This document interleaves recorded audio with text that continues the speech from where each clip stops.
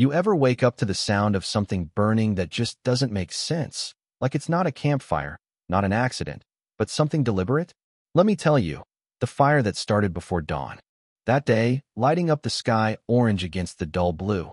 Yeah, that wasn't just lumber going up, that was a declaration. The flames chewed through the stack I'd worked so hard to pile up the night before, and I'm standing there, groggy and barefoot in the dirt, smelling smoke, hearing that sharp, almost cheerful crackle, and then the world goes quiet. That's when I see her, arms crossed, stance stiff as a flagpole, standing just behind the property fence like she was watching her own personal show. Calm, almost bored. And I knew right then, this wasn't about property lines anymore. This was about power, about control. And the woman holding the remote was Karen Luring, the infamous president of the Sun Mesa Estates HOA. The kind of person who carries a binder like it's a loaded weapon. See, I bought this little stretch of desert for a reason. Outside the HOA, literally outside their control. It's a 2-acre sliver, just enough room to let my wife Julia and my son Mason breathe. No committee telling me my mailbox is the wrong color.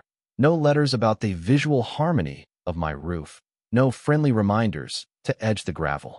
After 15 years working as a county architectural inspector, I'd seen enough red tape and small-town politics to make a man allergic to bureaucracy. So when I say I wanted quiet, I mean the kind of quiet where your life is your business, your boundaries are respected, and your house is your castle, even if it's still just a concrete foundation. So when Karen showed up 6 days into my build, hair silver blonde and styled to perfection, sneakers so white they made the desert dust look dirty, I almost laughed. She didn't knock, didn't call, just strode across that invisible line like she owned the sunrise. Binder hugged tight to her chest. "Excuse me," she called. "I'm Karen Luring, president of the Sun Mesa Estates Homeowners Association." She said it like I should bow or something. I just wiped sweat from my brow, looked her dead in the eye, and pointed out, "Your community ends 50 feet that way." Didn't even blink. She looked at the slab we'd poured, wrinkled her nose like she'd sniffed sour milk, and announced, "Gray concrete and flat roof lines disrupt the aesthetic harmony of our neighborhood." I nearly snorted. "You have no jurisdiction here. Not now, not ever." She paused, lips going thin, then said something that clung to me like cactus spines. "Not yet. Let me back up a sec. Folks like Karen, they don't hear no. They hear not right now." That night, I triple-checked every permit, every zoning map, every survey, everything airtight, just how I'd left it. But I still went out and put up extra cameras around the place. Because I knew this wasn't over. People like her don't back down, they bide their time. Sure enough, 3 days later, here come the sheriff's deputies, tires crunching over my gravel at sunrise. Received a report about illegal construction. One of them says, real polite, just doing his job. I don't need to look across the street to know who made the call. I bring out my notarized deed, permits, zoning maps, the whole library. They check everything, nod, say it's all in order. Seems this was a misunderstanding. And there's Karen, doing some fake stretches in her driveway, watching me. I call out, just loud enough. Next time she calls, remind her that wasting county resources is a misdemeanor. The deputy nods, Karen's smile cracks, and for a second, I see what she's hiding. Not pride, not concern, just pure, hard rage, covered in a thin coat of righteousness. The week after, the real games begin. Glossy newsletters stuffed in every mailbox for half a mile. Unapproved construction. Endangers community values. Right underneath, a picture of my foundation. Their map's been doctored. My property, suddenly shaded in the same bland beige as Sun Mesa Estates. Bottom line reads, residents have overwhelmingly supported annexation in recent surveys. My stomach tightens up because I know a contract trap when I see one. I've read hundreds as an inspector. The so-called survey was just a single checkbox. Do you support neighborhood improvements? With a hidden clause letting the HOA make the decisions. That night, I'm knocking on doors, talking to neighbors. Most are old-timers, polite, a little lost. Karen said it was for landscaping near the entrance. One of them tells me, by the time I'm home, my anger's burned off. Anger's easy, what I needed was evidence. So I scanned the fake map, laid it over the county official one, circled every difference. Drafted a formal notice of intent to pursue legal action for boundary fraud. Mailed it certified. CC'd the zoning office and taped a huge, color-printed real HOA boundary map to my window, facing Karen's house. The next morning, she's standing across the fence, face set. "This isn't over, Mr. Blaine." I just grinned. "Hasn't even started." Nights out here, the silence isn't peaceful. It's alert, like the desert itself is waiting.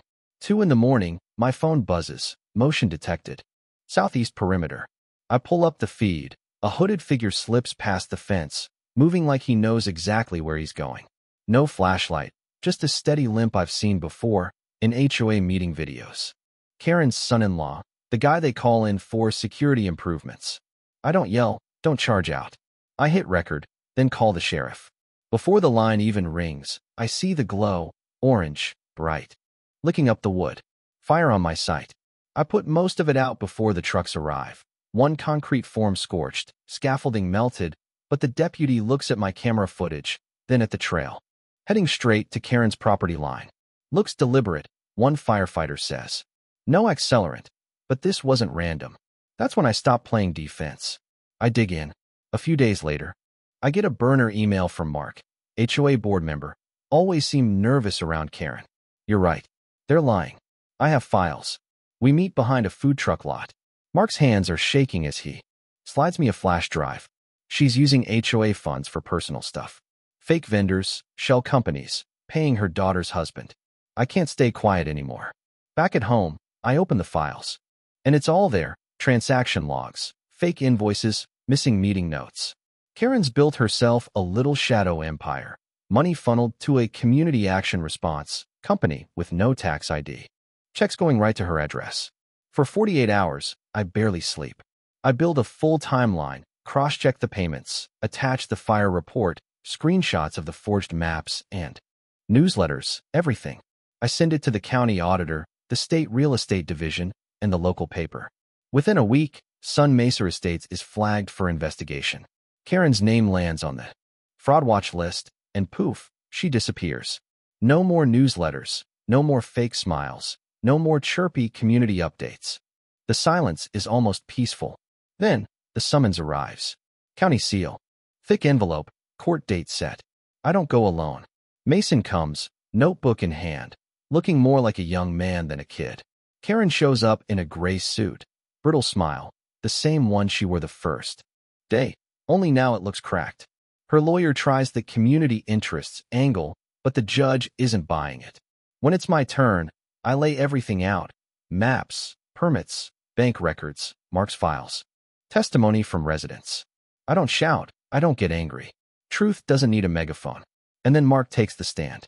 Describes, voice trembling, the closed-door meeting where Karen said, "We'll box him in. The fire was a warning. If that doesn't work, we'll bleed him dry in court." You could feel the room freeze. Karen's lawyer tries to object. Judge just gives him a look. The verdict lands heavy. 7 years county prison, over $500,000 in restitution, and a public finding of fraud, forgery, and unauthorized HOA action. Karen doesn't cry, doesn't even flinch, just lets the bailiff walk her out. The room exhales. I don't celebrate, I just breathe. The kind of breath you take when the world stops humming with anxiety.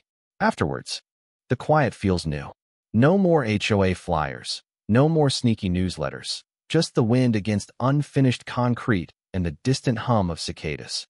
One afternoon, I find a letter slipped under my gate. Handwritten.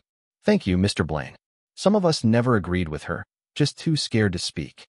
You reminded us what boundaries really mean." A week later, Mark comes by, grinning for the first time in years. "They made me interim chair," he says. "We're dissolving half those crazy rules. People can finally pick their own colors. Maybe next you'll let folks breathe," I tell him. He laughs. "You should come to a meeting." No offense, but I've had enough HOA meetings for a lifetime. House passes inspection a month later. Julia picks the counters. Mason chooses a ceiling fan shaped like a jet turbine, because why not, right? Last thing I install isn't in the house. It's outside by the gate. Burnished steel letters, private property. No HOA. No Karen. Neighbors stop by. Some pose for photos, and I don't mind. It's not a taunt, it's a boundary. The war is over, But the message stays. Boundaries matter. That evening, as the sun melts into the horizon, Mason and I are sitting on the back porch, sky turning that impossible shade of gold you only get out here. He looks over and asks, "You glad it's over?" I think about it, taking the quiet. Over enough. He nods, smiles. "You didn't back down, Dad. That's kind of badass." Julia joins us, hands me a beer, kisses my temple, and we sit, the three of us, not saying anything about Karen, just letting the silence speak for us. The boundary fence glows in the last bit of sunlight, and beyond it, the HOA's manicured lawns look small, boxed in by their own rules. Out here, the ground's rough, honest, real. And for the first time, it feels like home. I don't believe in revenge. It's messy. It's inefficient. What I believe in is truth, paperwork, patience, the kind that waits until arrogance collapses under its own weight. That's how we won. That's what I learned out here. So if there's anything you should take from this, freedom doesn't shout. It documents. It builds, it stands, and it endures. That's how you fight when the odds feel stacked. But let me ask you, where do you draw your line? When push comes to shove, do you stand your ground? Or do you let someone else redraw it for you? Tell me about it below. I want to hear where you stand. And if you've ever gone up against a Karen or fought for your piece of peace, don't be shy, share your story. Out here, boundaries matter, and sometimes the only way to win is to make sure the world knows exactly where yours are.